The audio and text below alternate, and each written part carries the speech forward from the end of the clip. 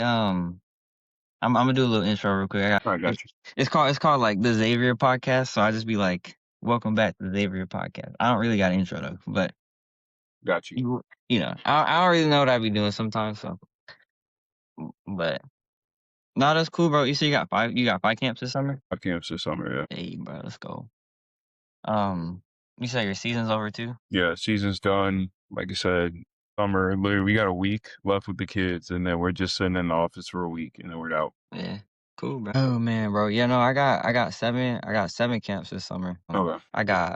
I got 2 in Florida. Then I got one in Apopka. I got one in Orlando. Bro, they got me going to Minnesota and Colorado, bro. But yeah, so I need that, cause bruh. No, YG's like, you're going where? Who with who? I said, YG's like, where? Where are you going? Where? Loveland. I ain't never been. Nah, bro. I told Daniel, bro. I told D, I was like, I'm going to Minnesota. He was like, where? Where is that? I was like, I don't know.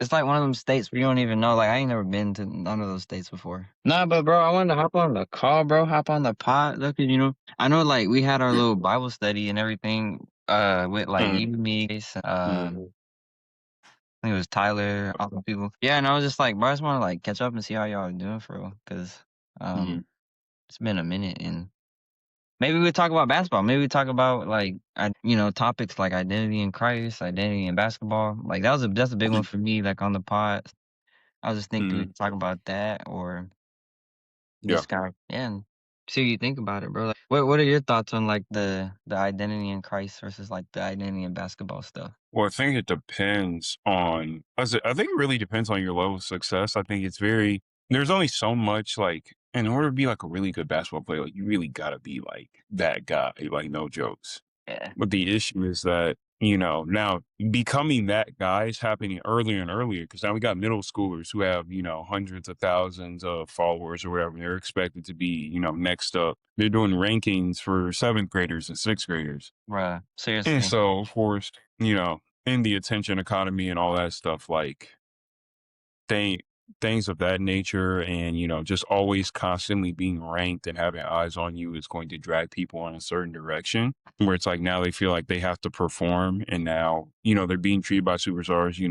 My high school kids, we got 4 seniors signing this year. Like, we don't really hear numbers about what they're making in NIL, but I'm assuming all of them are going to make hundreds of yeah, thousands of dollars by the time that they're done with college. So bro.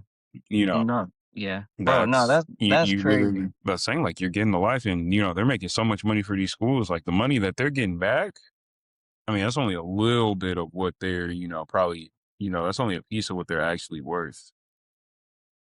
Less so with the revenue sharing and all that stuff. But yeah, like that, I Yeah, think they're just constantly having to fight people telling them that, like, hey, you can do whatever you want. And it's like, you get, that type of money and access. Of course, you're on a college campus, so you're around a bunch of people your age. Uh, you have a car, you have usually your housing's paid for, and then you're getting the money on top of that. Like, there's a lot of ways to get yourself in trouble. And then it's just the identity thing of, like, yeah, you're one of the most visible. You're probably going to be one of the most well-known people on your campus from the time that you step foot on campus until you leave. So everyone's going to know who you are. They're going to be, all up in your business or try to be around you. That's what I always tell my athletes, like, you got to have something, of course, you can love basketball. Basketball can be your craft. But, of course, have hobbies, have things that you do outside of that, and have ways that you are developing yourself within those hobbies. And for the ones of them that, like, that are Christian, you got to invest the same. I tell them, if you invest in the way that you invest in basketball, you have to invest in your faith as well. And that means, getting access to finding pastors, finding people who you can really trust, that you can talk to about the things that you're going through, that understand what you're going. Because, I mean, conventional wisdom really doesn't, like, it kind of works for them, but not really. In the sense that, yeah, like, you can give them good advice, but, like, most times as an athlete, like, most people outside of athletics do not understand. Like, you are working all the time. You're in the gym all the time. You're with your teammates all the time. Any issues amongst your teammates is a big deal. Any issue amongst your coaches is a big deal. Sometimes there's outside stuff, right? Your family is now, all of a sudden, you were the baby of the family. Now, all of a sudden, your family members are asking you for money and tickets and this and that and trips and vacations and all that stuff. And you have to be able to say no. And these are people that you love, that you spent your whole life with, but now they're trying to essentially parlay, all the stuff they've done for you into a monetary, in a monetary gain. And you gotta be able to say no. And so that's why I say, Yeah. like, I think there's a huge discipleship piece that's missing, especially with athletes, where it's like you can't just leave them to the wolves and say, oh, well, they're making this money, so they'll be all right. It's like, no, like this is the time where they get corrupted because they're making so much money. There's a bunch of people around them, and not everyone's looking out for their true best interests. And a lot of people are at the point where they won't even tell them. They're so afraid of, oh, if I tell this person something, it'll whatever. It'll cut off the money or it'll cut off our connection. And it's like they have to have people in their lives that are able to tell them, regardless of like whatever the connection is, like you're not going down the right path. And for a lot of people, that's difficult to do. I think coaches, the same, that's why I enjoy coaching so much. Like you get to be in that Oh, space because when you're really with these guys day after day, like you build up that rapport. yeah. But it's difficult now. As like I said, kids in high school making money. They making millions, hundreds of thousands of dollars, some of the best ones, some of the highest ranked ones. Yeah. And, that's very easy. You don't know what to do with money. But like, bro, I don't even know. Shoot, I never even had like $1,000 to my name when I was in high school. Hey, bro, I'm telling you, I So, don't even know what to do with the money I got now. bro, what? Like they're just kind of always in a situation where you literally go like, as a kid, I did not make the best decisions. Yeah. But I mean, I think your level of bad decision making can get really bad when you got an extra thousands of dollars to blow. Oh, yeah. You got options at that point.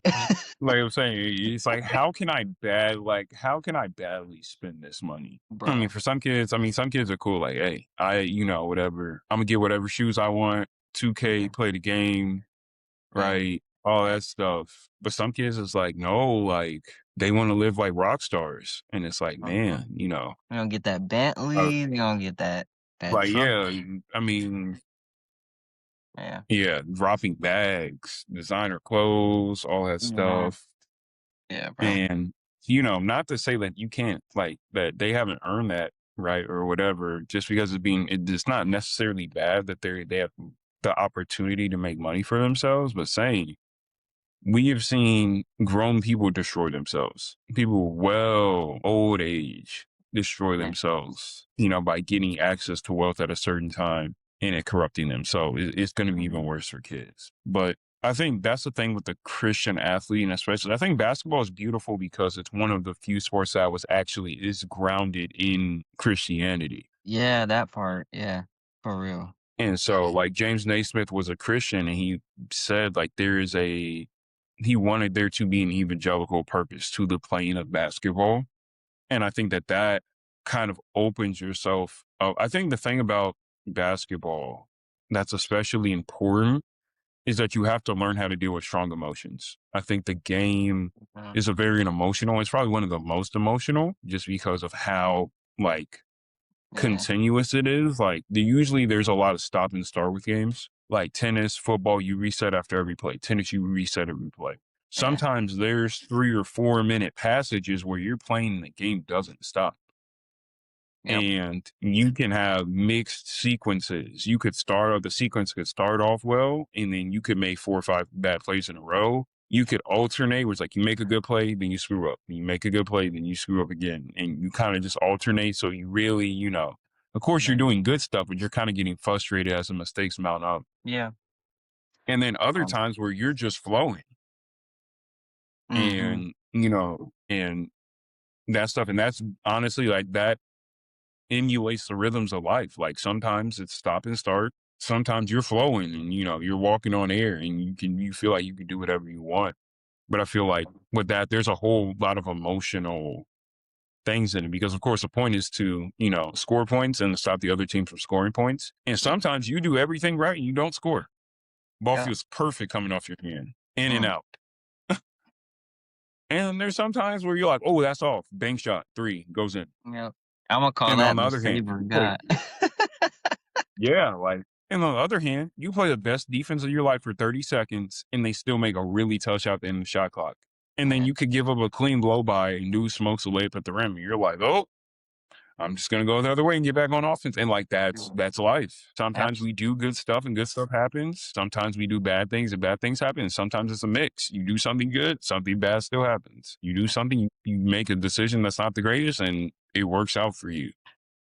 Yep. But I think the thing about it, and I think the beautiful thing about basketball is that skill pretty much always wins out in the long term. I Mhm. mean, especially like at the highest level of basketball where they're playing, multiple game series, right? The more skilled team is going to win. The majority of the time, the most skilled players are going to rise to the top. And, I think that's a great thing, but I think it is something where we have to talk about like, what does gaining skill really look like? Mhm. And how are we finding ways to help kids, of course, become better basketball players without corrupting them? Come on, Because bro. they have to have lives outside of basketball. They have to have outlets and things that they're doing creatively, spiritually, right?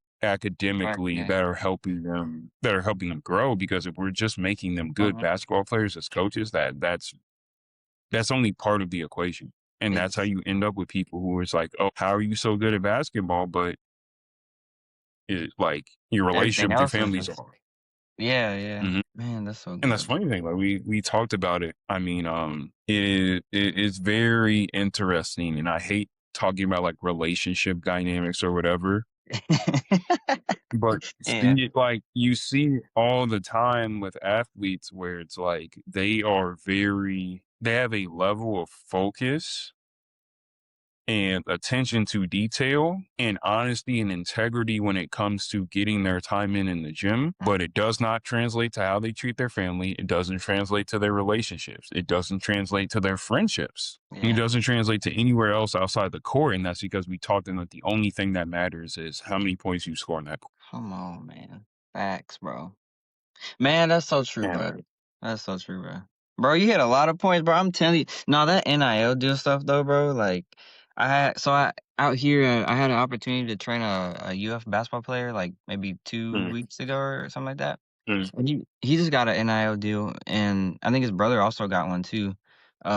But man, I mm, was just thinking about it. I was like, man, these NIL dudes, bro, like they getting all this money, like millions of dollars and thousands of dollars, and they're like younger mm, than me, bro. I'm about to be 27, bro, and like they getting all this money, and I'm like, hold on, what are you gonna do with that? Like, what are you gonna, like use it for? Because like I think there's a pro to it. Like you got some people like mm, you come from like not so good neighborhoods, not so good like things that that you like grew up in, like not mm, a good house or whatever. Maybe like the community might not be as good. And I think the money is a mm, good thing, but then it's like if your maturity level ain't really there and you don't really know what to use it, like I always try to give my money like a vision or like give my money a purpose and a place. And if you don't got that, it's yeah. like you get it and you're just like, well, what am I supposed to do with this? Like, I know I need a car. I know I need to use it for like housing or something or like anything like that. Like if everything else is paid for, what do you use it for?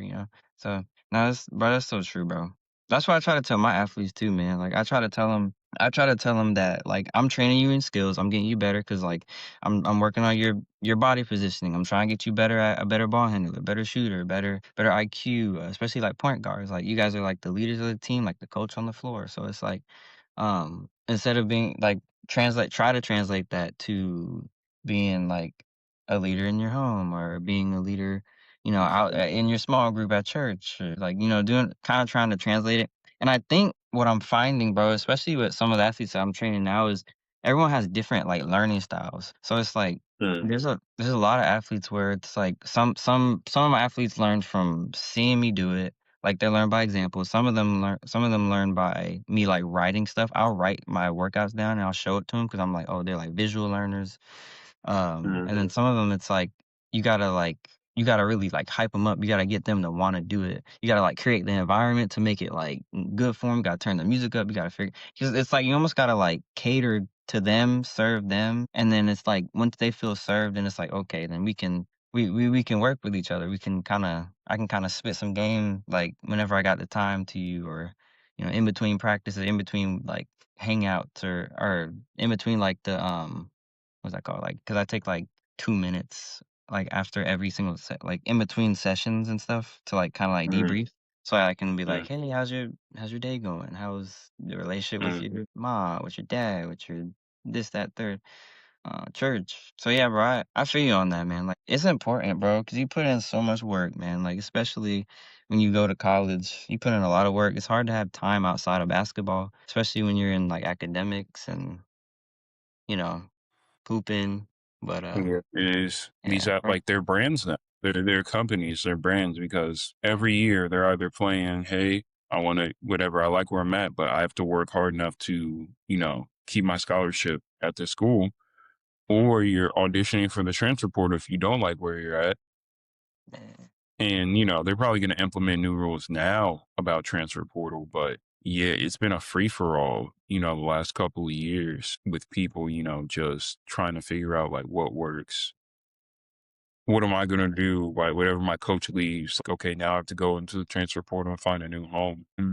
I mean, it's from the top down because the kids who are chasing division, with them bringing over, athletes from Europe and stuff like that, like there's less chances for high school kids. So I see so many high school kids who are now, whatever, they're 16 or 17 years old and they're like, I want to play college ball. And it's like, there's no place for you to get a Division 1 scholarship or even a Division 2 scholarship. Those are going to kids who are playing, their shoe circuit teams for the most part, or they're playing, for high level high school teams that are competing for state championships.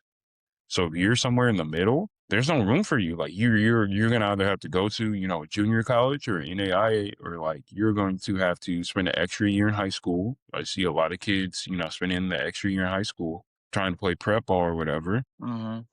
Or it's like your career's done at 18. Yeah. And it's like, what else you gonna And do? You gotta have something outside of it. and that's the thing is like if you can't envision a life without basketball, means you're probably not thinking enough of yourself. Because the game don't really love anyone. Right? Like, Yeah. X, bro. That like was like we me, all man. have That was we all me. have a joint love for the game, but just like all of us are gonna have to retire at some point. Yeah. It'd be so hard, And bro. like no, like I still get like the rush and the competitive Yeah. buzz, like I do, but I understand, like, yeah, like you only get this for a limited amount of time. That's what makes it fun. Mhm. You Yeah. gotta make these days count while your body's still able, while God's still giving you the grace and you got the health to do it, you gotta go out and do it. But you also have to understand when you're 50 and 60, you're probably not gonna be picking up a ball much. Nah, bro. No. And can't be going to LA Fitness trying to have hoop dreams, That's what I'm messing saying. up Like, your you ankles. may play pickup with your other 50-year-old friends or whatever, but like, Yeah. you're not going to be playing, whatever. You're not going to be trying to emulate whatever, happened, whatever you saw on ESPN. Like, you're not going to be doing that the same way you were trying to do that when you were a kid. And that's fine. Yeah. It's beautiful. Mhm. I It is. think that having a limited of time, like amount of time, I think really forces you to think, like forces you to make priorities. Yeah, yeah. And so when I chose to coach, like I knew when I came out, when I was getting ready, when I came into my senior year, I knew essentially I wasn't going to play college basketball. Yeah. And so I was like, all right, like I'm going to start pivoting to coaching and learning more from my coaches and trying to get in good with my coaches. So that way, like I can go, be a student manager when I went to college. Mhm. And I just, because I did research on it and figured it out before I left, like that helped the pivot. And, even as a student manager, like you still get to hop in the drill sometimes and you may play pickup with the guys, every Mhm. once in a while or a lot more often for me. But I think I was able to find through coaching kind of a ways to channel that competitive fire that I had from playing. But now it's like there's more, it's more strategic, it's more, um, there's more of a process to it, like in terms of preparing for games and doing scouts and, the work that I do in terms of doing like video work and things of that nature Yeah, that part, yeah. is you still get to compete, right? It's just on a different level. So like when I'm playing more of a chess based game, right? What does Yeah. the other team want to do? How do we stop that? How do we do what we do best against the way they're going to try to defend us, right? What can we do? What can we take away from their best players, right, to give us a better chance of winning? Mhm. And so I think that all of those things really they kind of create, like I said, it's a game inside of the game. And so I'm always it's why like when I have conversation with my friends and like people like generally resort to going to hot takes, like I just won't entertain it. Yeah, yeah, I feel that. Yeah. Because But it's like they're so like, bro, the game is so layered. Yeah, and there's so much good basketball to learn from, but like the game is so layered. I mean, even at the high school level, there are teams that are very, very intricate in the way that they run their offense, or they just have the personnel. You just have so many skilled players on the floor that even simple actions become hard to guard. yeah, bro. Uh, Hmm. and so that's thing you're seeing there are coaches out of high school where there's freaking 10 people on a second bench. And it's like, Yeah, man. And so I wow, mean, at bro. my version is just we only have two video guys. So it's just me and my guy, Coach Chris Spears, and we just run it up and do all the Yeah. video that we can. Of course, the assistant coaches for the national team, they do a lot of their own scouts, so we're just in support. But you Yeah. will see there's some teams that got like 5 or 6 guys with laptops on the bench. You're like, yo, like They stack for real. They got a lot of people. I feel that, man. mhm.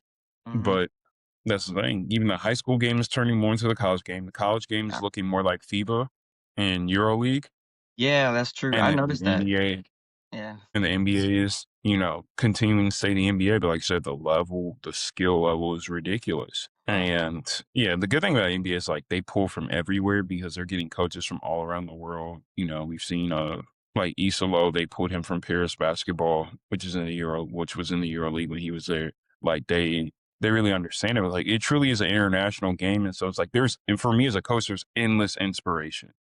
But yeah, so like when you talk about like internationally, because bro, basketball really is international. There's these Mm, people I follow on Instagram. Honestly, shout out to Coach Kuz because she's one of the coaches that I met virtually through mm. like this thing. It's called like Transforming Basketball or something. Yeah. You know what it is? Yeah, Um, because yeah, I know a guy, Coach Twig, who he coached at IMG for a little bit, but yeah, hmm, he was like one of the first people in that constraint led, approach type of unit. Now, Kenny yeah, Atkinson's probably the front of it, with Cleveland. hmm, But yeah, like that stuff, and even we do a lot of that stuff at PGC. yeah, we do, yeah, So I bro. think that like that, it's definitely yeah, we're pulling from so many influences around the world. I love the PGC. But like I said, everyone's trying to bring it here to America because the money and the investment is here. Yeah, bro. That is true. Man, and but it's so amazing too, cause especially like, cause I see this and I see like when I was growing up, bro, I didn't really have a lot of the structure, like how I like Mm, learn how to do now, man. Like that's the crazy part, cause I would just have to go, I'd have to go on YouTube, I'd have to figure out like just a passionate basketball player that wanted to get better, that I didn't have enough money for the trainers and all the things like that. And now like we got like people like Drew Hanlon, we got people like Michael Lancaster, we got people like Kyle Travis, like all these like skills coaches that are like on Instagram and stuff. And mm, it's cool because they were there when I was like young and I kind of learned from them. But then like it was hard because now I'm like transitioning to a skills coach, being in that same industry, and I'm still learning as a coach how I could have been a better player, which is wild. mm, And I'm like, I still get a kick out of that because I know like playing because I was a red shirt, so like I was gonna play the year coming up, but I realized I was mm, like, man, I gotta have something outside of basketball because I'm like, not gonna lie, I'm short.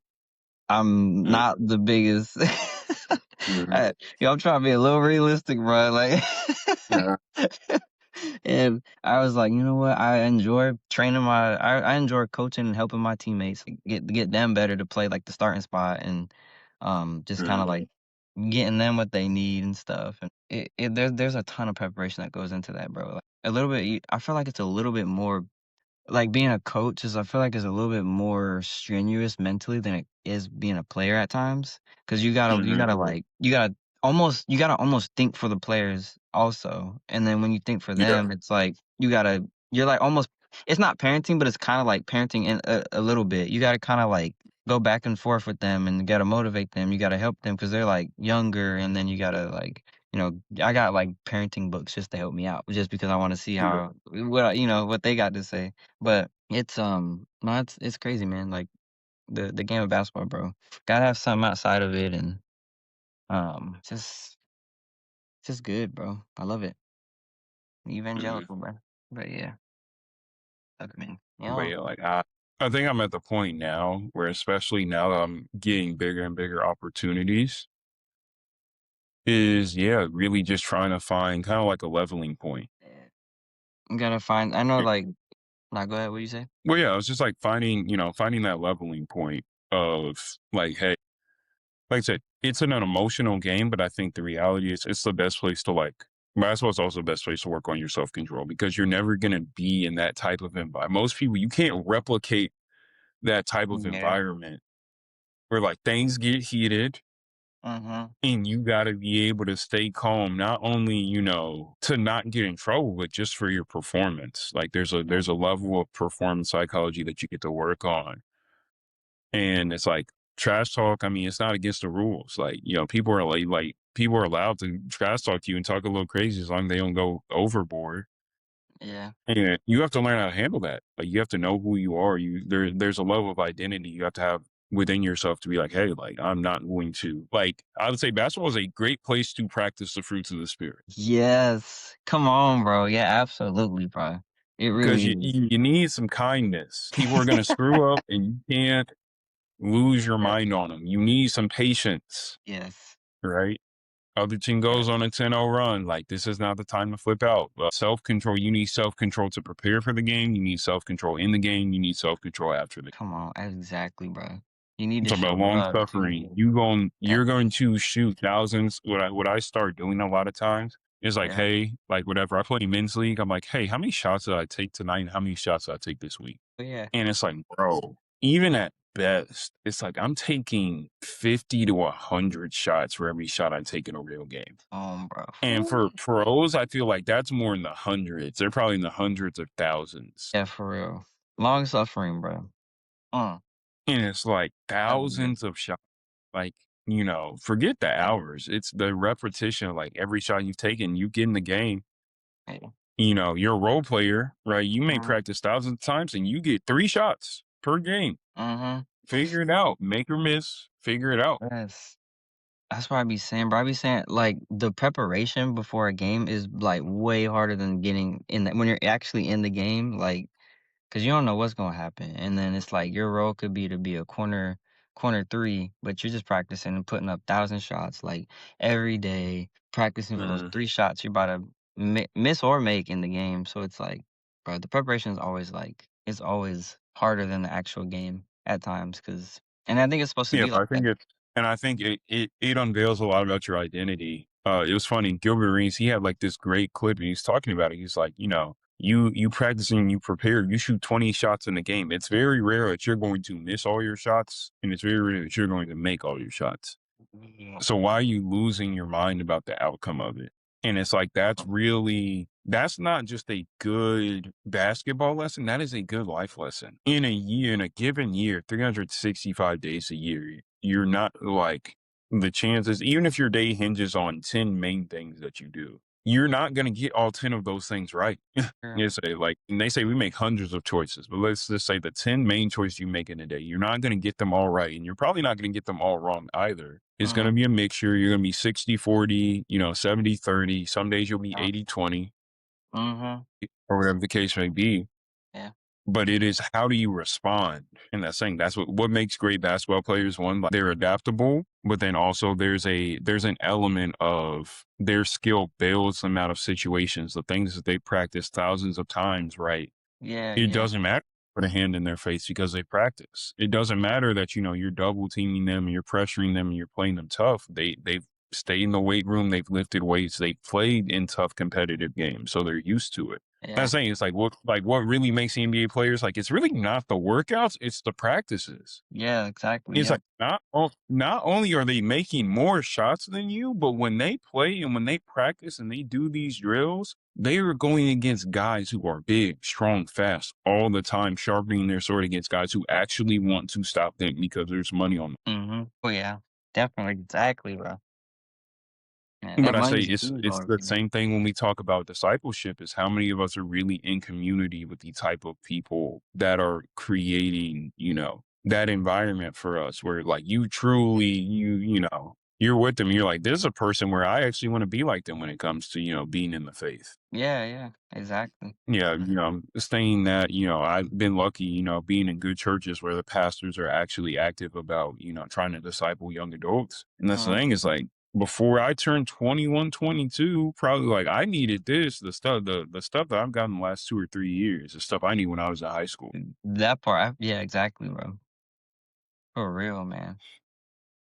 Now speaking And, on, bro. no, I said real Oh, quick. go Speaking ahead. on like churches, bro. I went to 2819 actually. Mhm. I think it was like a last Sunday actually, and bro, it was amazing. Oh, It was mhm. cool, bro. Did you said you were supposed to go that one time, right?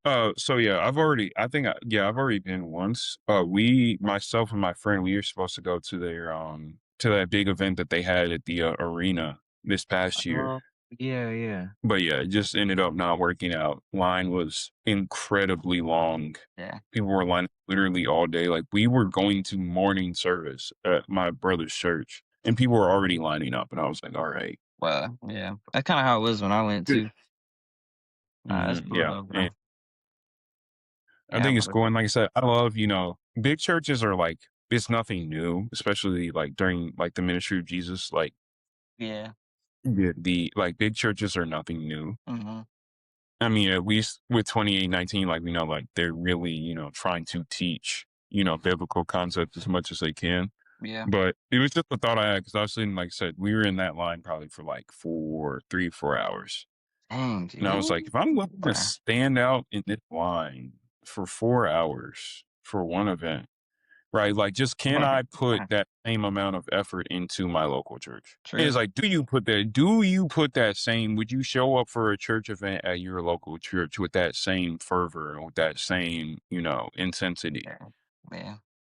That's a And good. yeah, That's a like good point. it's good. I think when big churches have the influence to do something like that, like, yeah, Yeah. show up to the arena. Of course, like that's a wonderful thing to be able to show up and clearly, Yeah. stake your claim and to put, Christianity into the public square. By all means, do that. But like I Yeah. said, Mhm. we've talked about practice, right? That's the Oh, big game. What are you doing in your practices? What are you doing in your private workouts, right? That's really preparing you to go out and be a Christian, in whatever at work, yeah. at home, Mhm. with you travel when you're on the road, right? When you're, walking through your life. Yeah.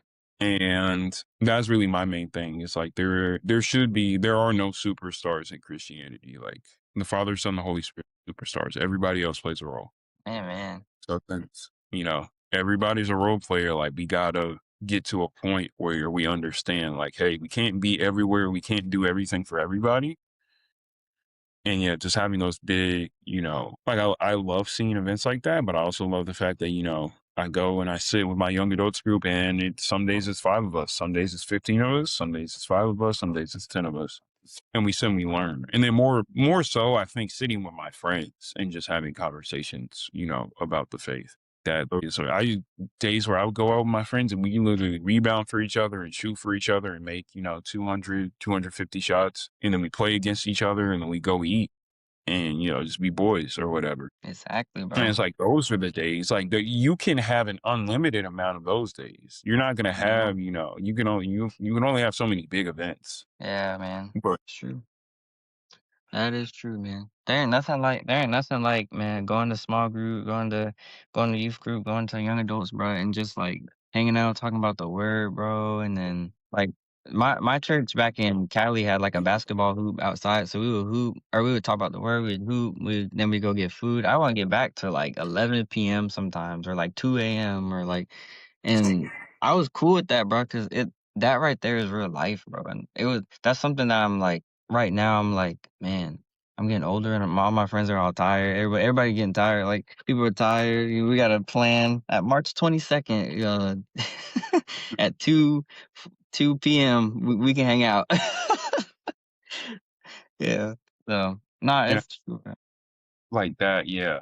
That thing, like, like time is starting to, like, we have to schedule out more and more of our time just because everyone has more responsibilities. And that's a good thing. It's a good thing to have responsibilities. But at the same time, we still have to create room within our community for, like you said, that spontaneous, Yeah, community that, yo, just pull up. I got some extra, whatever. I made yeah, extra plate for you, or I made true. extra plate for you. And like, pull up. Yeah, And so I'm really trying to enjoy that now, especially, late 20s or whatever. Now everyone's trying to, lay down roots, start yeah, families, get married, or Uh-huh. whatever, or, pushing really hard to, get the job that they want. Yeah. And that's saying like it's a very hard, especially as a coach, and it's like I want to be a professional coach. Like it will be all consuming, almost all consuming. Yeah. And so that's why I've really been focusing on like, hey, like how do I do a Bible study top to bottom? How do I do these things? Because I may not always be in the position where it's like, oh, like I can, be in the Mhm. word. Like I'll always be able to be in the word. But in terms of getting, that sermon level teaching, you may not always Yeah. have access to that when you're on the Yeah. so, That's so just true. put together a Bible study for yourself or do a devotional for yourself. Yeah, exactly. I always try to keep I got this little God's promises thing. I always try to keep this in my car, man, because I'm just like, it's like all the promises like just laid out. Because sometimes I'll be like searching, I'll be getting scriptures in my head, and I'm like, I gotta search it up and all this stuff just to kind of do a little study. But yeah, no, that's true, bro. That is true. I'm about to say, you said so you going to the NBA Combine on Tuesday, Yep. bro? Shout out to you, bro. It's amazing, bro. Like great opportunity, bro. Yeah. So I was a part of the NBA, what's called the Future Basketball Opt program. So they take like thousands of applications and they pick 80 of us to be in this group. It's supposed to be like a training program, essentially showing you like how do you get these high level, basketball ops jobs in the NBA. Yeah, So we did that for 6 months from like September to February. Um, and then, they picked the top 10. Those top 10, they got to work, the all-star game, and some of them are working combine. And the rest of us were just invited, like, hey, if you want to show up and, see what it's like. And it's like, of man, course, for me, all the other work that I do outside of Montverde, scouts, the team scouts I do, the player scouts, things I do on my own time, like, man. it's a great way to come in and network and, potentially get yourself a job if, you meet the right person. Yeah. Oh, bro, I'm so proud of you, bro. That's amazing. Like, for real, that's cool, bro. Yeah, and it's like it's really not gonna hit me, like, even as I'm doing the preparation for it, like, I don't think Mhm. it's gonna hit me till I'm there, Yeah. and I've been watching, like, the combine since I was, like, 13, 14 years old. Mhm. And you feel like, just that, like these guys are coming in, like they're playing for their, for their futures and for their careers or, trying to make it, trying to Yeah. make, a lifelong dream happen. And it's like you get once you get into a certain level of basketball ops, like you are in that same boat. Like you're competing with thousands of people around the country who want to work in the NBA or want Yeah. to work, for sports Yeah. and it's competitive. And they're very great people, people who are very skilled and good at what they do, who don't get the chance to do those things. So, Yeah. anything like that. Of course, I'm grateful to God. Like I know it belongs to Him in terms of like what was done. Like He gave me the strength Yeah. to prepare for it and open the doors and give me the opportunities to pursue it. But then, yeah, just looking back on my own journey, it's like, yeah, if you would have told me whatever, I'd be in the NBA combat when I was a high schooler, I'd be like, what? Like, how do I do, Come on, bro. That's amazing, bro. I remember watching those when I was younger too, man. Man. bruh? There's so many experiences. I got the chance. The Orlando Magic, their G League team played at the NBA arena one night, and so because I have good relationships over there, I was able to come to that game. And it's like when you step out onto, like, the court, like, when you're, like, close to courtside and you just see, like, you're close to the court, you can hear the coaches, talking, you can hear the teams talking, the players on the court. You take in just how big, like, I don't think people understand, like, basketball looks different when, like, instead of walls, like, there's a bunch of just, like, stadium seating. Yeah, yeah. It's a completely different feeling, and so it was definitely very eye-opening, and it was like you get kinda like that childlike happiness when you're like, "Wow," like, all the Yeah. stuff I watched on TV, like, now I'm experiencing it, It's cool. Bro, and that's so, amazing. like that, I just always try to stay with that, just remember, like, when I was a kid, like, I would've killed to do any of the stuff I'm doing right now, so, Yeah. as much as I wanna push for more and more, Yeah. I gotta sit back and be grateful, like, I can't, I can't be I can't lack appreciation and thankfulness for the things that I've been given. Absolutely, bro. Yeah. Man, Try that's to stay again. thankfulness, bro. Come on, bro. I be listening to Elevation Worship, bro. I love the just grateful song. That was fire. I like that one. But yeah, No, so cool. yeah, that's pretty much everything that's going on with me at this point. That That's literally we were just playing on Men's League last night Yeah. And so literally I got men's league and then today, like getting my hair cut. I'm probably gonna go to the store a little bit later, get some, supplies for the trip. Church tomorrow. Mondays are basketball awards night for us. So Awesome. give our kids awards for the year. I'm really excited for my kids to get their awards. I feel like that's a great Yeah. for them being able to be rewarded for their hard work and, spend some time with their teammates outside of, being on the court. Then yeah, and then literally that will be packed Tuesday. I'll be on the road and I'll be there for pretty much the rest of the week. So So it's a week, like from like Tuesday to Tuesday? Tuesday to like Saturday. Oh, So that's cool, bro. Where is it? Is it in Florida Chicago. or Chicago? Oh, sick. Go to the Oh yeah, Bean or something. food tour is planned. Trust me. Oh yeah. Come on, If man. I'm not going to a restaurant. If I don't hear the chefs in the back yelling, "Yes, chef," like it's the bear, Yeah. I ain't going. I don't want it. It has to be authentic, bro. Has to be. Fire everything. It's the orange rush. If it's Fire not everything. if it's not Gordon Ramsay level, we gotta get out. Where the Michelin stars at? No, I'm Yep. joking. Oh my gosh. That's funny, bro. But yeah, Hmm. yeah, that's pretty much everything's going on. I mean, hopefully we have a camp together. I don't know what camps you have for PGD. Yeah, bro. So I have the Popka one. You going to that one? Let's see. So I'm Emory last week of May. I'm Palm Atlantic second week of June or third week of June. Kennesaw State is this third week of June. No, Mhm. waitlisted, so I don't have to worry about that one. Yeah. And then the week after that, I got a Playmaker College in Emory, and then the last one is that late July one for Florida Southwestern. So Oh, cool. I was about to say, oh, last year we did Florida Southwestern and Eckerd. Or I yeah, did. Yeah, last year. Oh, I don't know. I don't know if we got one because so June 29th is a Popka, Florida for me. okay, And then I think July 3rd I'll be in Orlando for that camp. They're all I think that those two are playmakers.